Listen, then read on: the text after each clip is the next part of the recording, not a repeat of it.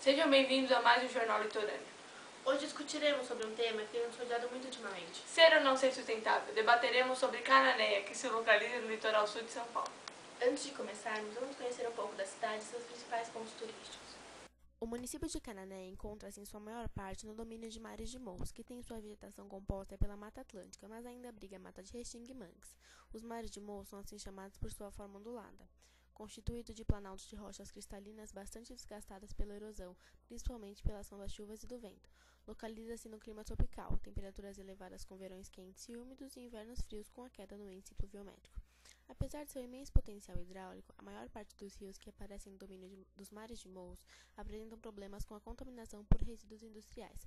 Os solos são muito lixiviados pelas chuvas e enxurradas e muito sujeitos à erosão. Cananéia foi o primeiro povoado do Brasil. Formou-se em 1502 com a chegada do bacharel Cosme Fernandes, deportado de Portugal por ser judeu. O bacharel de Cananéia, como foi chamado, se deparou com índios cariós e tupis-guaranis ao chegar à encosta da Ilha do Comprida. Nesse momento, iniciou-se a formação de uma nova língua, chamada Inhangatu. Através da comunicação, Cosme Fernandes ganhou a confiança dos nativos e casou-se com uma índia chamada Caniné, e do seu nome originou-se o nome da cidade, Cananéia. As riquezas extraídas aqui pelo bacharel deviam ser encaminhadas para Portugal, mas eram retiradas para si. Então a coroa portuguesa enviou uma expedição à colônia sob o comando de Martim Afonso de Souza, em 1531, que fundou a cidade em 12 de agosto. Desde seu descobrimento e criação, Cananéia passou por diferentes ciclos.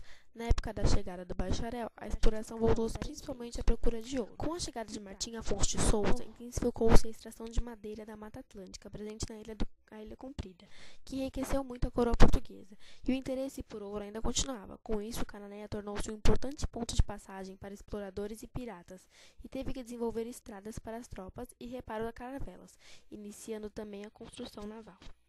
Por ser dividida pelo Tratado de Tordesilhas, Cananéia se via ameaçada por constantes ataques. Então, na Praça Martim Afonso de Souza, construíram uma igreja matriz, um edifício do século XVI, sem janelas e com enormes e fortes portões. Antes de Martim, a vila de Cananéia vivia de modo indígena, à base da pesca e da caça. Ao ser fundada como cidade, aos poucos foi implantando o modo português. As casas passaram a ser feitas de sambaquis e óleo de baleia para dar sustentabilidade. Hoje, Cananéia baseia sua economia no turismo, pesca e extração da ostra. Preparamos algumas fotos que ilustrarão os principais pontos turísticos, como, por exemplo, o Museu da Cidade, onde são guardados artefatos que comprovam a história do local. Podemos observar que o museu guarda a história do local tanto em pequenos objetos como em grandes instrumentos musicais ou o tubarão empanado, o principal artefato do museu, e também em suas paredes, feitas de sambaquis e óleo de baleia. Com tanta cultura preservada nesse local, não poderíamos deixar passar desapercebido. Veremos a reportagem da minha colega Isabela no ponto marcante da cidade. A gente está aqui na Figueira de Cananéia, que é um dos principais pontos turísticos. Aqui antes existia um riacho, onde era o ponto de encontro das mulheres, que elas lavavam roupas, enfim, todas as fofoquinhas da cidade aconteciam aqui. Por algum motivo esse riacho secou e, pelo processo natural, um passarinho veio, soltou uma semente aqui em cima e em cima da pedra em cima de uma pedra que tinha aqui, a figueira cresceu. Aí, dependendo de parasitas e tal. E hoje a importância dela é que ela é um dos principais pontos turísticos da cidade. Veremos também como gira a economia local. Além de visita de turistas como nós, vendas de artesanatos, entre outros, uma empresa que contribui muito para o giro de compras e vendas é a Cooperativa de Ostras. A Cooperostra é uma cooperativa que extrai e vende ostras para toda a Baixada Santista. Foi criada com a intenção de valorizar a ostra, tratá-la com mais recursos de purificação antes de vendê-la e promover mais lucro ao extrator. Antes da criação dessa cooperativa, Cananéia sofria com a extração ilegal e exagerada da ostra, em época de desova e sem preocupação com o tamanho desenvolvido da ostra. As maiores são boas reprodutoras e as menores ainda são muito pequenas para serem comercializadas. No dia seguinte, fomos até a Ilha do Cardoso, de escuna, através do Lagomar, uma mistura de água salgada com água doce. Nossa equipe desce na praia da Ilha do Cardoso para conhecer seu bioma, um conjunto de ecossistemas, que por sua vez é um conjunto de elementos bióticos e abióticos que se influenciam visando equilíbrio. O primeiro deles foi o Costão Rochoso, uma área de rochas formadas de conchas e cracas banhada pela água salobra do Lagomar. O grande problema desse ecossistema seria a poluição da água, pois é de lá que os animais que vivem no costão filtram e retiram seu alimento. Logo depois, caminhamos até o manguezal, uma área de transição entre o mar e a parte terrestre. Seu solo é lodoso e possui um forte cheiro vindo da grande quantidade de matéria orgânica em decomposição. É o habitat de caranguejos e se torna um importante ambiente para a reprodução dessa espécie, e também das ostras. Ao ser banhado pela maré alta, a água é o alimento para a ostra do mangue. Mais uma vez, a poluição dessa água e o uso ilegal de mercúrio para a pesca mataria as ostras, já que elas filtram a água e absorvem seus minerais. Ao final do manguezal encontramos o estuário. É a parte do rio que está em contato com o mar. Pela geografia, é uma região semi-fechada do mar e pode ligar-se a ele através de uma fonte principal ou afluente. No litoral sul paulista encontra-se o estuário de Cananéia. Em virtude de seu bom estado de preservação, é considerado o terceiro ecossistema mais produtivo do Atlântico Sul. Nesse complexo, pratica-se intensa atividade pesqueira e extração da ostra do mangue, que tem como substrato principal as raízes do mangue vermelho.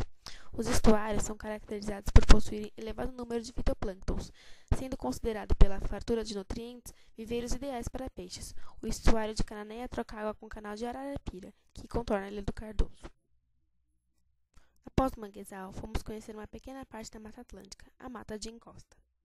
Com seu solo úmido e argiloso, é o local ideal para o desenvolvimento de muitas espécies vegetais. Influenciam muito no regime de chuvas da região, pois há muita evaporação. Seu principal problema é a extração de frutos, principalmente do palmito, colocando as palmeiras em extinção. A Mata Atlântica é uma floresta tropical. O clima é quente e ocorrem muitas chuvas. Suas árvores, que atingem cerca de 30 metros de altura, apresentam grande variedade. São encontrados cerca de 200 mil espécies vegetais, destacando-se o pau-brasil, o ipê, o jacarandá e as palmeiras, praticamente extintos.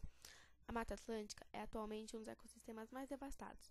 Na época do descobrimento do Brasil, sua área era de 350 mil km², estendia-se do Rio Grande do Sul até o Rio Grande do Norte, acompanhando a cadeia de montanhas que existe ao longo da costa brasileira. Hoje, restam 5% da sua área primitiva, localizadas no Parque Nacional da Serra do Mar. Logo depois, vamos visitar a Mata de Restinga. Seu solo é arenoso e suas árvores são menores, porém sua diversidade animal e vegetal se compara com a da Mata de Encosta. Depois desse emocionante dia na Ilha do Cardoso, fomos na manhã seguinte de balsa para a Ilha Comprida para nossas observações finais. Nosso objetivo nessa viagem era responder a todos a principal questão: Cananéia é ou não meio sustentável? E para isso conversamos com guias e professores do Coquiviliar. Visitamos o centro de tratamento de água e vilas abastecidas através de energia solar da ilha de Cananéia, comprovando que Cananéia é um meio sustentável e precisa desenvolver-se sustentavelmente para preservar suas riquezas e sua biodiversidade, Suprindo as necessidades da geração atual, sem comprometer os recursos naturais para atender as gerações futuras, baseando-se no aumento da reciclagem e diminuição do uso da matéria-prima. Ainda abriga a Mata Atlântica, que, em seu complexo, tem mais de 200 mil espécies de plantas e animais.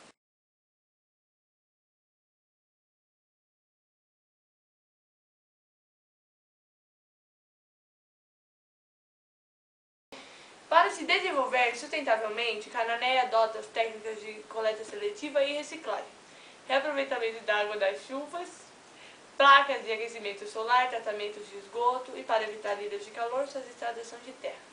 Porém, o desmatamento é o grande problema enfrentado pela ilha. Uma das principais causas de sua destruição é o crescimento populacional.